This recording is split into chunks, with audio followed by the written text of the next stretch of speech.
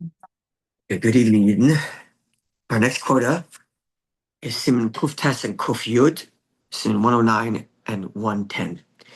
109 and 110, two Simonim. The first Siman Kuf Tes is one Sugya, which divides into two halachas. And the Sugya here is similar to the previous Siman, previous Simonim, I should say, where it's principles that we already know about, but this time they're being addressed head on. In the past, they were mentioned in context. Now they're being mentioned as a freestanding subject. We've had we've had similar things before, right? Like what was it in Zion? How you nullify in 60, and that was a question of the Machlekes Chanan.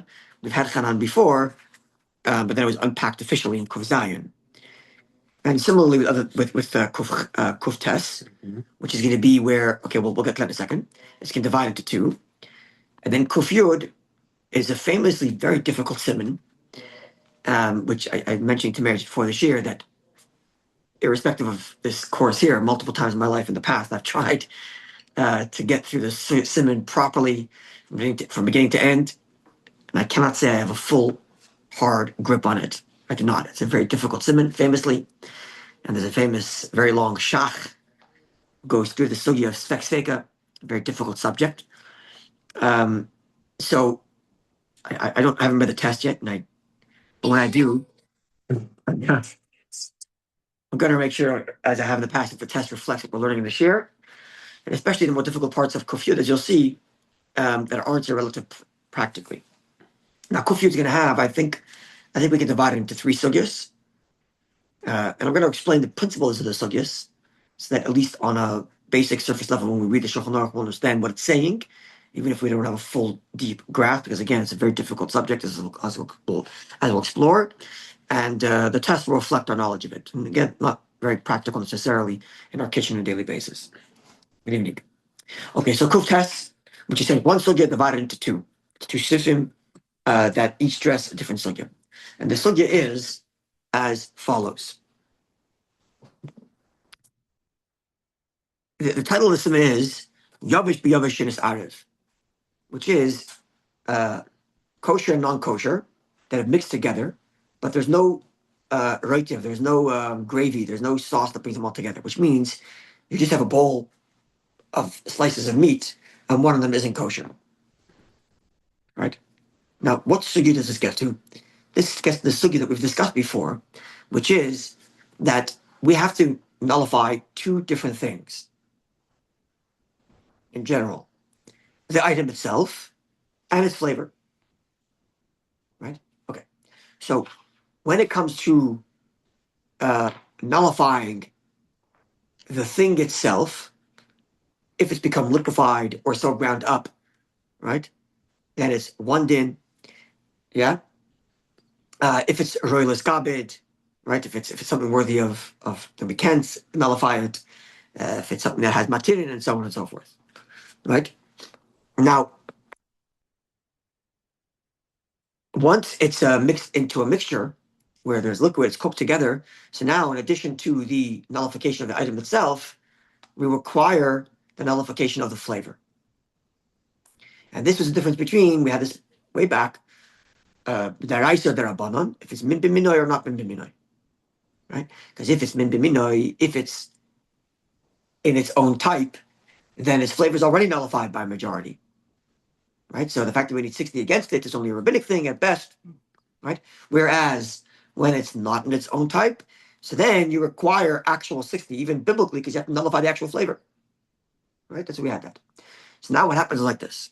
You don't have any mixture of juices. It's not being cooked together. So there's no liquid that brings all the flavors together. You're just looking at a bunch of slivers of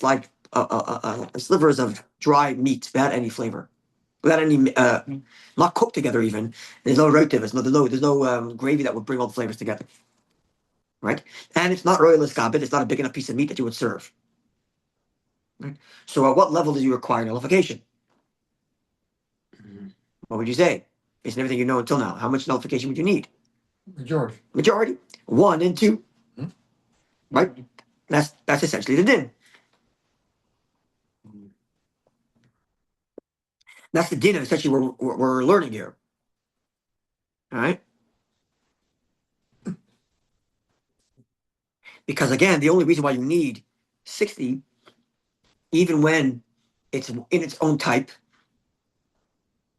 all right? If it's in its own type, you need 60 only because of the flavor that it would emit if it wasn't its own type. Okay. Because biblical it's already gone. So when its own type, plus no flavor is going through, there's no reason for the sages to come along and make a gzeda that it has to be 60 kli amount. So again, the reason it would Right. be 60. If you have min b'minoi Mhm. and it's cooked together, is because the flavor would have emitted if it was a different type. Okay. Right? Non-kosher meat, both beef, one slaughtered, one shchuta, one nevela, one properly cooked, one properly shechted, one not properly shechted. They Mhm. both give the exact same flavor. So when it's in a majority, biblically speaking, it's all gone. There's no flavor. And the piece itself is dissolved. Let's say, or it's too small that it's nullified. Right? So there's no problem. Rabbanan come and say make it 60 times because we want you to nullify what the flavor would have been. Okay. If it would be That's only if it's cooked together. Sorry?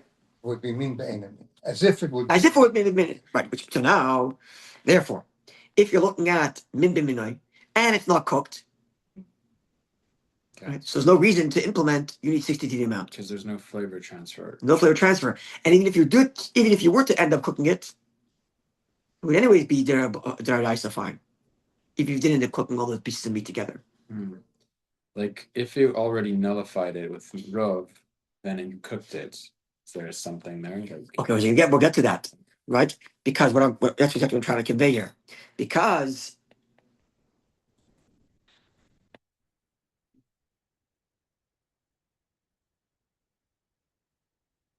right? Because what's this again? like Oh, yeah. So because the etzem is bottled daraisa, and the whole shishim when you have min bin minor is only darabanan anyway, right? Mhm. So therefore, when it's dry before it's cooked together, we consider it bottled anyway, right? Even darabanan, right?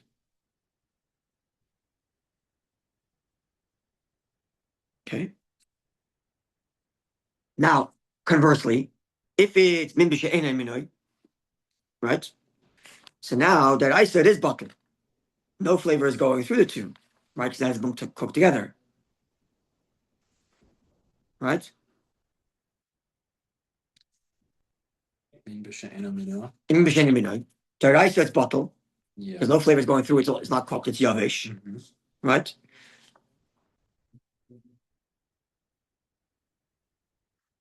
So it's still Then the Ramah's going to tell us you need 60 against it. Why do you have to 60 against it? If you cook it, Because lest you cook it. lest you cook it, In the first instance where it's min bin minoi, even if you do cook it, the flavor. it would be the Rabbanon to begin with. It would be anyways, but it would anyways be 60 would be the Rabban. the 60 would be the Rabbanon. But if it's min b'she'enai minoi, where the 60 could be an issue of deraisa because you have to nullify the flavor, then even before you cook, it's not nullified unless you have 60 against it. Mhm. Right? That's what Ramah's going to explain for us. Okay. Okay? So that's going to be one sugi that comes up here is this idea of yavish beyavish, where it's min bin minoi, where we're more lenient. Because it's min bin minoi, there's no flavor going through. And therefore you stick to the original deraisa, which is batal b'roiv. Right? Now the second related sugya is you get to your point. First of all, about um, you want to cook it. Let's say it's yavish b'mish and min bin minoi, and you want to cook it. Right? Or if it's nullified, how do you eat it? Let's start with that. Let's divide it into two, right? We want to cook it afterwards. So it's nullified now. Let's say it's minoi. So we just said it's nullified, but now I want to cook it. And when I cook it, there's going to be a transfer of flavor. What do I do now? Yeah. So here you have two levels of leniency. You have, first of all, in this case, because it's bottle at the moment, you can actually add more kosher to nullify it. So that when you cook it, it'll be nullified even in the flavor. And it's not considered matlis lechatchila, because what you're looking at is actually kosher mixture. Because it's nullified already, as it is. You're just adding a nullification so that it will be nullified later when you cook it.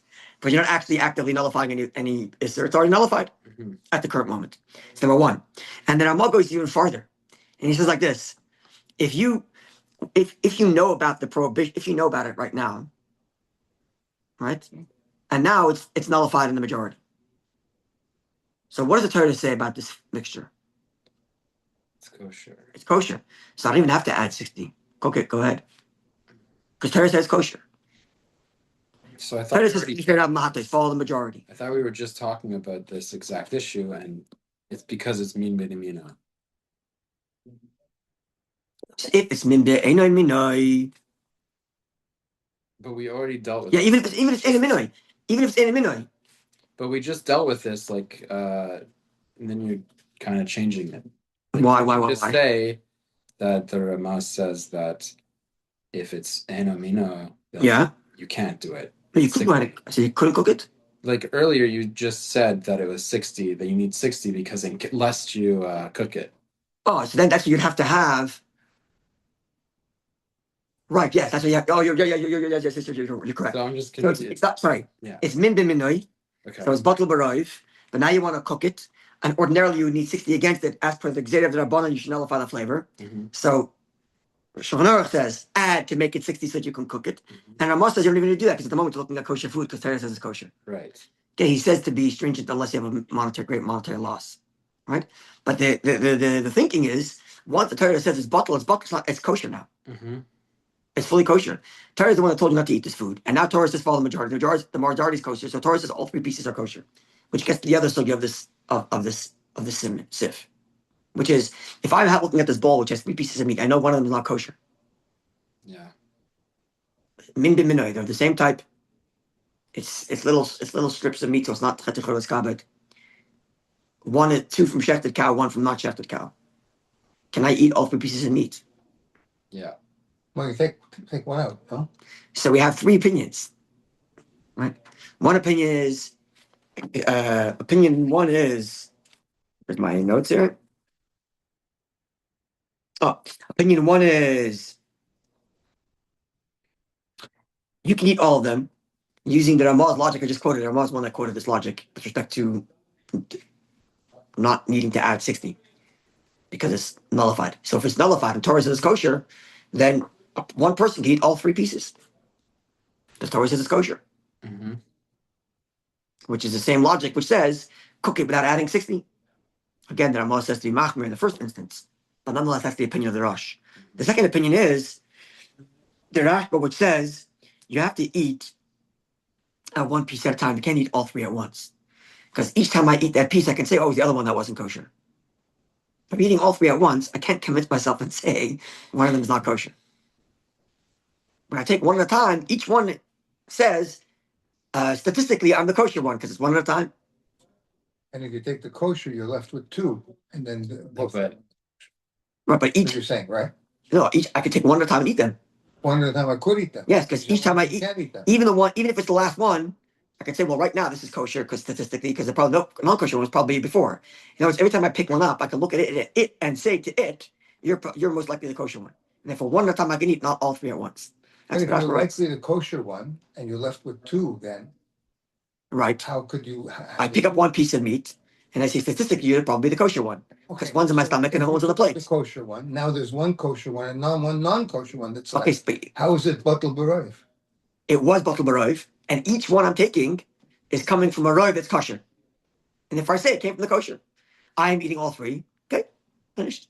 Now, to your I point, understand. If you said it's batel b'roiv, and now you took out one, and you said that one is kosher, so you were left with kosher and not kosher. That's not batel b'roiv. I don't get. I don't know that I don't know that the two left behind, one's kosher, one's not kosher. Maybe the one I ate is kosher, No, you're saying the one I'm assuming the one I'm eating is kosher. and I'm assuming that about So each if I'm one. assuming the one I'm eating is kosher. I'm assuming that about what's each- left over is one kosher No. and one not kosher. Now you're adding another sentence. What's left over is not relevant. Every time I pick up a piece of meat, I assume that's the kosher one because it came from the majority. The majority is kosher. This is the Rashba's thinking. Okay. The Rosh says Lechatchila is kosher. Torah says Achilav Mahatas. Torah says it's kosher. Torah said not to eat, and that Torah is telling you it's fine. So Rosh says eat all three at once. Rashi says no. Each one you have to pick up and say, this one is probably the kosher one. Eat. This one probably the kosher one. Eat. This one probably the kosher one. Eat, and you ate all of them. That's what Rashi says. Okay. Now Taisva says, kind of to your point, says it has to be different people. It can't be one person eating all three. That way, each person can say, "Well, I ate the kosher one because I took the majority. I came from the majority." Right? Rashi adds, Like a firing squad. yeah, Rashi says you got to throw away one. That way, you're not taking enjoyment from the non-kosher that came onto it. Mhm. Okay, those are the three opinions. Yeah,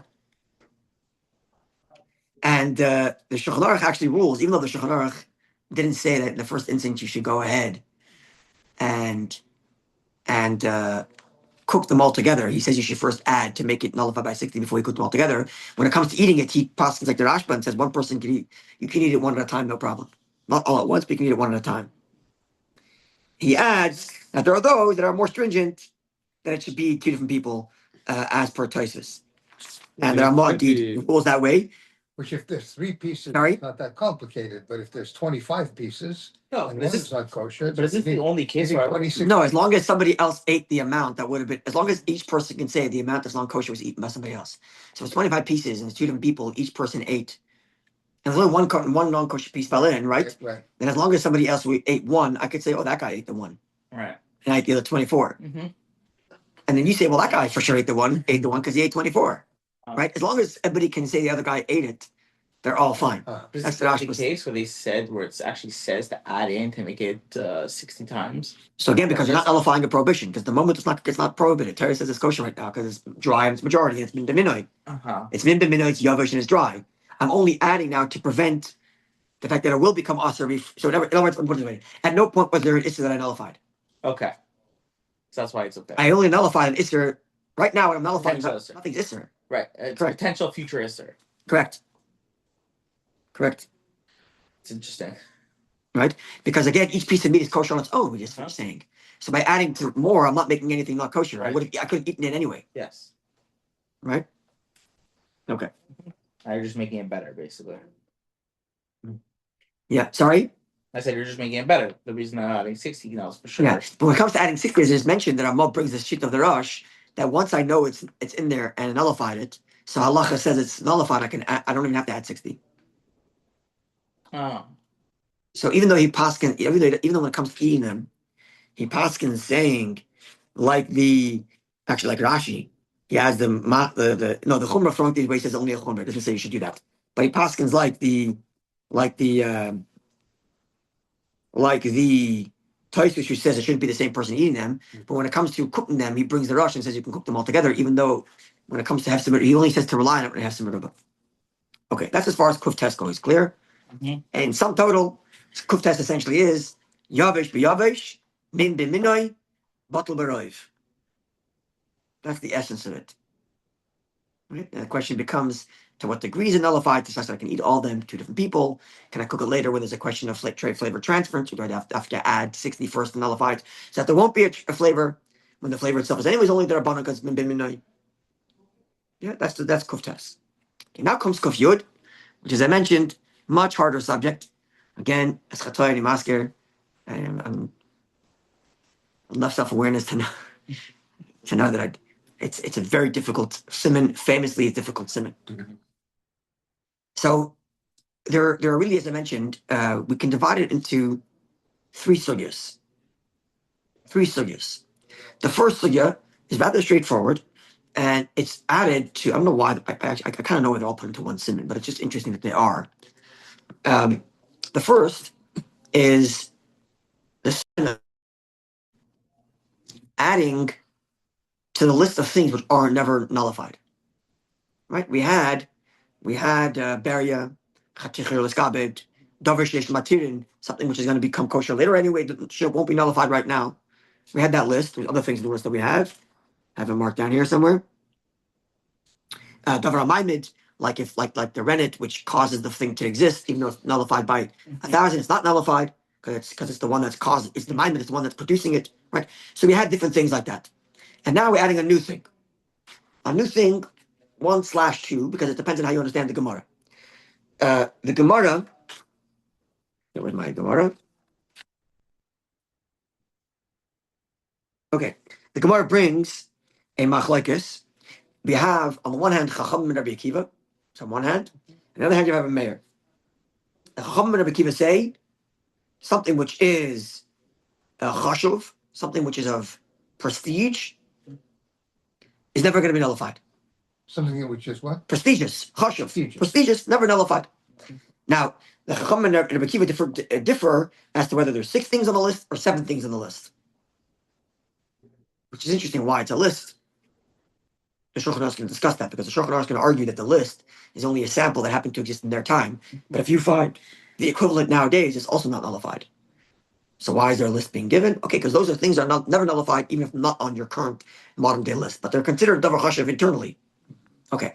Either way, Chacham and Rabbi Meir and Rabbi Akiva of the opinion that davar chashuv, something which You is could add to the list, but you can't subtract from the list. exactly that, you can't distract with. That's what Shulchan Aruch is saying. But the principal problem is if it's a davar chashuv, if it's a valuable thing, it's an item of prestige, never going to be nullified. Now, there are Rabbi Meir, however, says like this: something which is davar shebeminyan. Davar shebeminyan means the kind of thing that you would count it individually.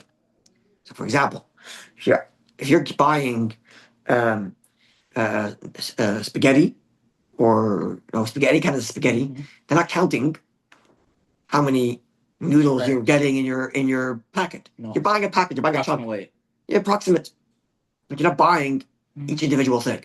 But when you're buying a dozen eggs and you open up and there's 11, where's my 12th egg? Cheated. Right? You're cheated out of your egg. And every time you open up your pack of eggs, you're going to have 12, not more, not less. If you count every strand of spaghetti, you're going to have more or less. Right? It's called davar shebeminyan, something that's counted. So something that's counted is never going to be nullified. That's what Meir says. Now, in the view of Rav Meir, the Gemara has a machlekes. Right? The Meir Chacham in the Mishnah, Meir Chacham in the Akiva, and then you have in the Gemara, in the Mishnah, in the Gemara. The Gemara is a Rechon and a Rish Lakish are arguing in what word Rav Meir used. Did he say es shedarke limnais, which means that which is counted, or kol shedarke limnais, anything that is counted? What's the difference? The difference is if it's the kind, is it exclusively something that is only sold by counting, one at a time, or anything which even on occasion is sold when you're counting? So you can buy meat So by the certain- kilogram or by the pound, whatever, or you can Oh, buy meat one so piece you at a have- time. That's right. So if you're buying, let's say, strips, little pieces of already cut up Steak. steak, I'm not sure if they count how many pieces you're getting in there. They probably count by weight, Right. but it's not out of the question that someone would buy counted. Right. Or a better count example, let's use sliced salami. Mhm. So you could go to the counter at the deli and say, put 6 slices in there. Right. So it's not out of the question that you'd ask for 6, but you're never going to ask, please give me 4 slices of lettuce. You tell the guy to put in your sandwich a little bit of don't put too much, put a little. You're not going to tell him put 4. So there are things that are sometimes counted, but not exclusively counted. So is it something that's exclusively counted or sometimes? Mhm. Even if it's sometimes. Now the Shulchan Aruch, as I just mentioned, rules like the Rambam, which follows Rabbi Akiva, and a Chacham, that's only the things in the list that are of a prestigious item and never nullified. Whereas the Ramah follows the Smak, which goes and follows Rabbi Yochanan as he interprets Rabbi Meir, which is Es Shadarke Limnos, namely anything that's counted. Sorry, only that which is counted exclusively. It's the more stringent version, it's the more lenient version, I should say, actually. It's the more limited version of Rabbi Meir. It's only something which is exclusively sold by counting. The Hainu Shadarke Limnos Tamit, it's always sold by counting individually. That's what our Ramah paskins. And those are the things that are never nullified. Okay, that's Sugya 1 of Kufyud. This was pretty straightforward and relevant. Nowadays, you could say schnitzel. Schnitzel is a good example, okay? In the past, I'm sure they used to sell it one piece at a time. Now, I don't know, at any store in Montreal where you can buy schnitzel, you can say how many pieces you want, but when It's not exclusively sold that way. it's Is it? It's only by the kilogram. Okay, so this is when we get to halacha l'maisa, we'll have to see how that plays out, because it's more clear that he follows Rabbi Yochanan's Es Shadarke Limnos, which means only that which is exclusively sold. It's always sold by number. Eggs, I think, are an example of that. You're never going to buy. I agree because it tells you. You always have a number of Yeah, eggs. it never You're never gonna- changes. Yeah. right. On the other hand, maybe for buying scrambled eggs, it's not necessarily always. I agree. Okay, it's a good question though. Color rolls, bagels, whatever. I'm just saying, like things that are whatever. They're counted. But I'm just yeah. saying, with certain things that are go by weight, like by the kilogram. A lot of meat nowadays is by the kilogram exclusively. So you have Everywhere you go, Yeah. everywhere in Montreal. fair enough. Okay, we'll Even wait for restaurants, even restaurants. But you're not buying. They have their own issue. You're with paying- Cabbage. What I'm trying to say is that even in the restaurant, when it puts you how much is in there, tells they you. put you the weight. They don't put you how many pieces we're giving you, whatever. Fair enough. So It's that's just true. When you order a sandwich, they tell you I'm 100 grams, Exactly. 50 grams. exactly. They're not telling you how much to go by the weight. Yeah, fair What I'm enough. trying to say is that like, but you could definitely count it by the piece size. Right. The It's question not is, something you can't count. Yeah, It's fair enough. You count. That's what I'm saying. It's curious. fair enough. That's the only example I can think So of. we'll have to wait for Chazal Maisa to see how that plays out. Okay, so that's the first part of Kuf Yod, which is rather straightforward, rather practical. This kind of is a practical component of Kuf Yod. Basically covers Sif Aleph and Bays of Sif Yod, of Kuf Yod. And it's straightforward. It's added to our list of stuff that aren't nullified because of their prestigious nature. And the question is how you define the prestige, by actual prestige, Shulchan Aruch, or by the fact that they are sold individually as a counted item as per Ramah. Okay, that's pretty straightforward. Now comes the next two sugyas, which are much more complicated. And these are the questions of Suffolk. The Gemara has this enigmatic rule about how Suffolk is treated.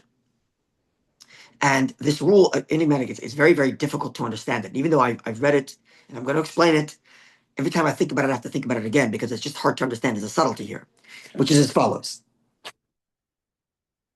On the one hand, we have a basic principle called the punish b'dibbuk punish.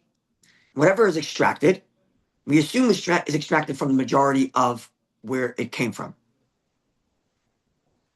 Okay? Okay, what's that mean?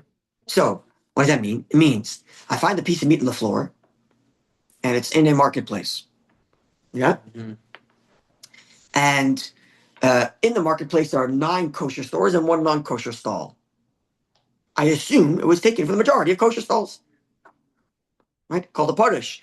It's been extracted from the mixture, the taravos. But from the majority. And if it comes to the majority, that's a straightforward principle. But then the Gemara has this other principle, this other rule, which all the you go back to the Shonim struggle to give a proper rationale definition to this principle, which is as follows: Kala kavua k'mechza mechzadami. Anything that's stationary is treated like 50-50. What does that mean? So it's like this. The question becomes: where does the doubt exist? Where did that exist?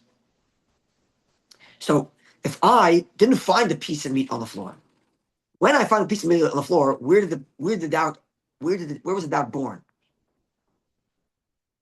The mixture is there in the stalls, and the doubt is born outside the stalls. And then I say it's taken from the parish. It's been extracted already from the mixture, so I assume it came from the majority. But what happens if it's not currently already outside the mixture? It's being taken from the mixture. So I am holding a bag of meat in my hand that I was shopping today, and I forgot which stall came from. Mm. So where was the doubt born? Not in my hand. The doubt was born in the stalls. Mhm. And those stalls are not mixed. They are distinct one from another. And therefore I treat it like a 50-50 chance. Oh. So there's a little bit of subtlety here. So if I'm holding it and I walked out, I treat it 50-50. And if it's not nullified, not kosher, but I found it on the floor, because when I found it on the floor, the doubt exists outside of the mixture, it's considered like it came from the majority. What happens if a guy is carrying it? Do I treat that like me and the doubt was born in the stalls? Or the doubt born in his hand and it's like I found it on the street? If a child is holding it, which category do I put it in? Okay, this is going to come up in the Shulchan Aruch. Reminds me of the Chalach That's what I'm saying. Did you But see, the explain subtlety of the 50-50? Shvara. Sorry? Did you explain the 50-50? So it's like this. If I am carrying a piece of meat Yeah. in my hand and I've been shopping the last half an hour, Right. I don't remember which stall I went to. I don't remember which store I went to. So where was doubt born?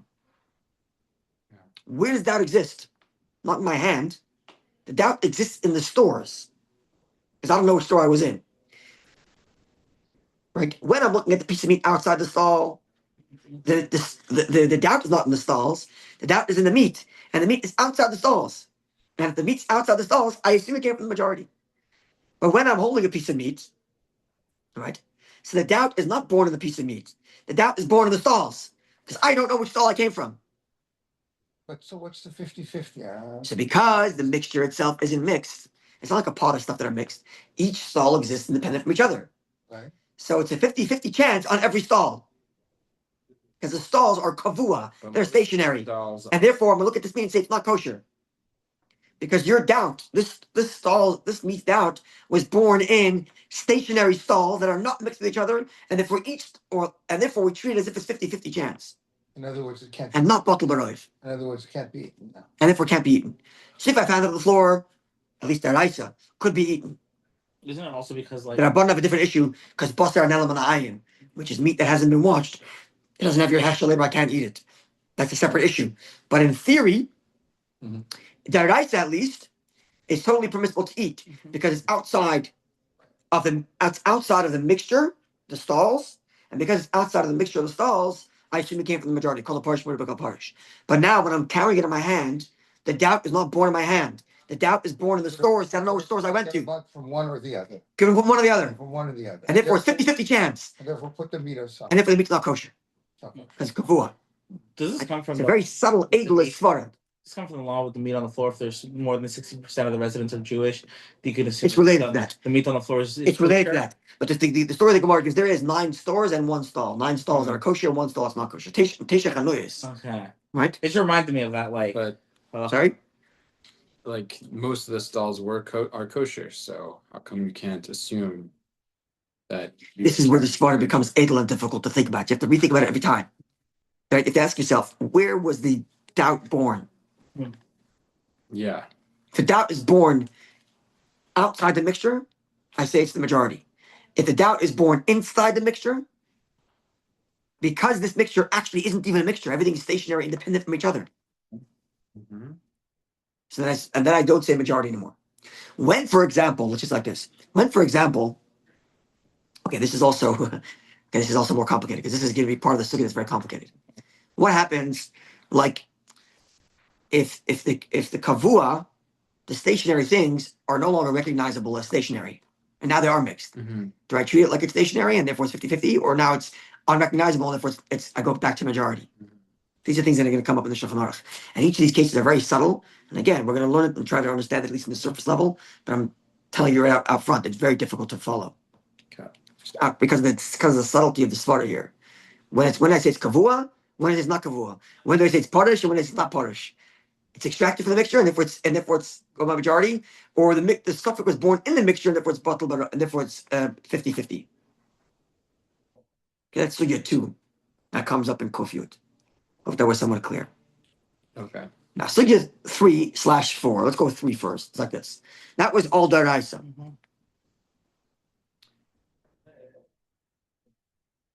Then you have kavua d'Rabbanan. Kavua d'Rabbanan is where it actually isn't kavua, but because of its special nature, we're treating it like kavua. Like the chaticha roi l'skabed. The chaticha l'skabed is in a bunch of pieces that are roi l'skabed, a bunch of pieces that are worthy of being served to guests. What time is it, by the way? 53. It's 8:05. Oh, we have time. Right, 8:05. So you have a mixture of meat. There's a bunch of pieces that are worthy of being served. Right? You take one out. Really, what should I say? It's not a kavua because it's a mixture. It's not like the stalls that are distinct from each other. There's a mixture. So really, I should say it's batel baroiv. I don't. Because of its chashivus, I say, no, each one in its place is like it's kavua. Each piece of meat, 50-50 chance it's not kosher. Don't eat that piece of meat. Okay. That's like kavua d'Rabbanan. Right? And then the question becomes, this gets to the next sugya, which is the sugya of svek sveka, which is another complicated sugya. You have one doubt built on another doubt. Right? So this piece of meat which is a royalist gabed. So it wasn't nullified in its original, but now one of those pieces in that whole mixture came out. Yeah. Is that piece of meat kosher or not? I could make the case It came out, you took it out. it fell out. It fell out or you took it out, Okay, let's just one or the other. okay? In either case, that itself is going to be a question in the Shulchan Aruch, actually, whether you intentionally moved it or didn't intentionally move it. But let's just think of a theory. Let's say it fell out, right? Okay. Is it kosher or not kosher, that piece of meat?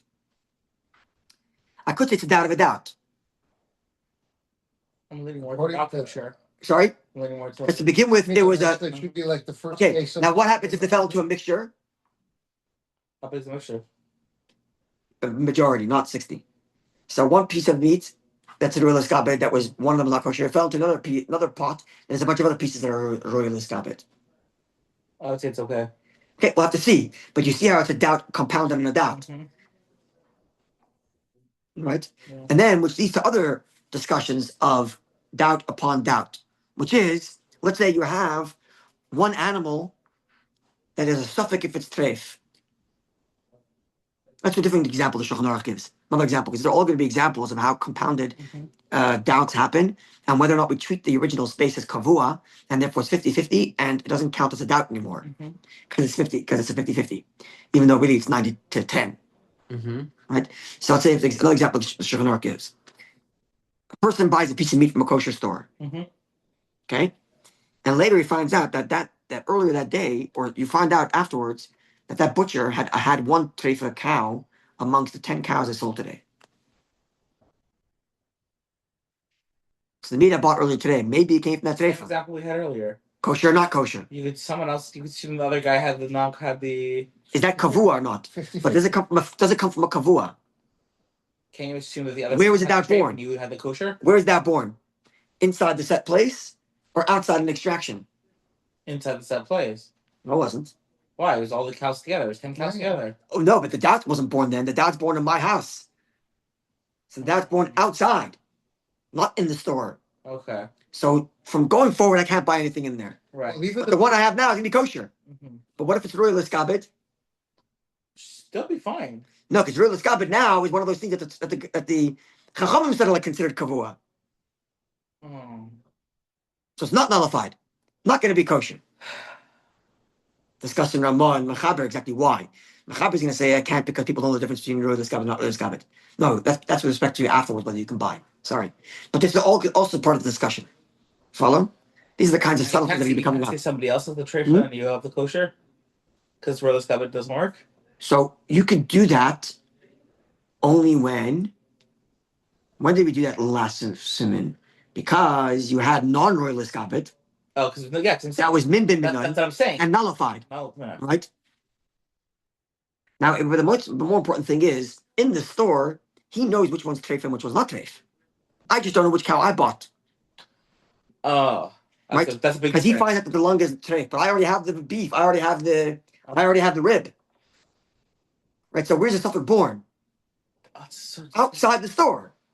Right. So all of these cases are going to come up in subtleties to ask yourself, where was the doubt born, and how many doubts can I compound on here, and whether or not doubts actually compound on each other. Is So it, this is next. Yeah, is it up to the shopkeeper then to then let everyone know? of course it does. So I find out. Do I have to throw out the piece of steak I just bought? But can't he let you know if you bought the tray or not? He doesn't know. He doesn't know. Anything that's still in the store, he knows. Mhm. He doesn't necessarily know now. And I have no idea which one I bought. Right? The answer is I'm going to be able to eat it. I won't be able to buy anything going forward, but I could eat that one. Mhm. Another example of But this it's is like nowadays, sorry? you buy food from a kosher restaurant here, and they lose their tax share. And the food you bought when they had a tax share, is it still? We just had this call. That's a good question. I don't know the answer to that. Maybe we'll see when we get to Halakha. This topic was just being discussed. Maybe because they're mice, we'll get a better answer. I don't know. Because of the news today, whatever. There was topic was being discussed today that if the place loses their hack share, but you bought the food when it had a hack share, and it's sitting in your fridge because you want to eat leftovers. What can you do? Details. Another example. I don't know. I'll see. Another example. Another example. The Gemara. Another example. The Shulchan is going to give. You have a bunch of animals walking. Right. One of them is a treifa. You don't know which one it is. And as they're walking, some start walking away. Mhm. Do I say it came from the majority, or is it 50-50? Is it stationary or not stationary? That's going to be discussed in the Shulchan Aruch. That doesn't seem stationary. Cool. It's just walking. It's not stationary. What if they're not walking? And what if I intentionally moved it or not intentionally moved it? Hmm. Also going to become a question. Another example of this is going to be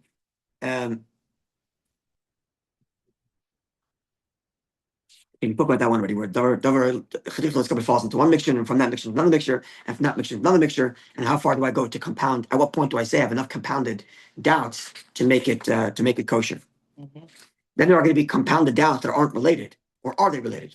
For example, an animal, it's a doubt whether it's a treif or not, right? And then it mixes into another whole batch. So because it's the dover chalitza, it's a full piece of meat. It's not nullified. All of them are not kosher. But then, what happens if? Oh, sorry. So if it was, hold on a second.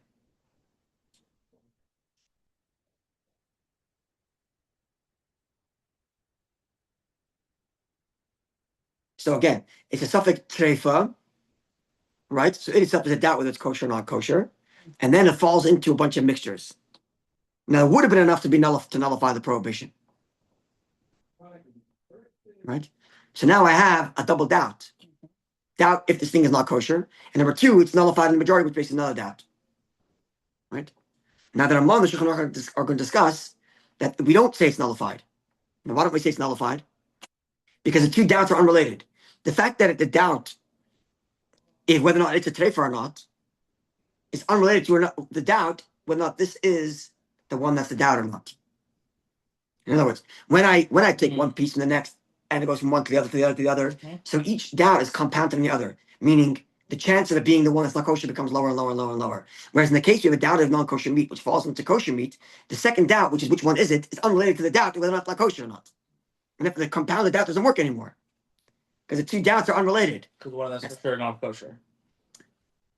No, because the doubt whether or not this is the non-kosher one is unrelated to whether or not this is the doubt kosher. The two independent doubts. One's a doubt, to use the language of the Shulchan Aruch, the Ramah disagrees, it's a different language. But the Shulchan Aruch language is the suffix, the first suffix was begufay. The first suffix was in its own self. Is it kosher or not? Whereas the next doubt is not in itself, but in the mixture. Which one is it? So the doubt of which one is it is unrelated to the doubt of whether or not this is non-kosher. And if the two doubts cannot be compounded to make it kosher. In the case where one piece of meat went from one mixture to another to another to another, then the doubt is compounded because each time it mixes to another one, the chance of it being the non-kosher one becomes lower and lower and lower. Right? Whereas in the second case where doubt number one is it kosher? Doubt number two is which one is it that's not that's the doubt. They're unrelated doubts, and therefore they cannot be compounded on each other to make it kosher. So there's going to be other things that Gemara is going to discuss. The spec faking, which is That's very, not a But in the first Not a case, sex taker. but in the first and this is case, where the Shach has a whole, literally, how many pages is it? On page Reish Chav Gimel, Reish Lamed Zayin. How many pages is that? That's 15 pages. A Shach going through like this, explaining all different types of doubts, what they are, and when they can be compounded, when they can't be compounded. I told you before, I've tried doing the Shach more than once, couldn't get through the whole thing. But this is the kinds of things that come up in the second part of the second half of the Shulchan Aruch and Ramah, which again on when we do it on Sunday, 1 second before we get a comment, I'm going to read through it and we'll translate it and we'll understand it on its most basic surface level. But I'm just sharing with you up front. Difficult. I don't have a full handle on it. What are the main things that to remember? Number one, the question is, where was the doubt born? If it's born away from the set place, I go by the majority.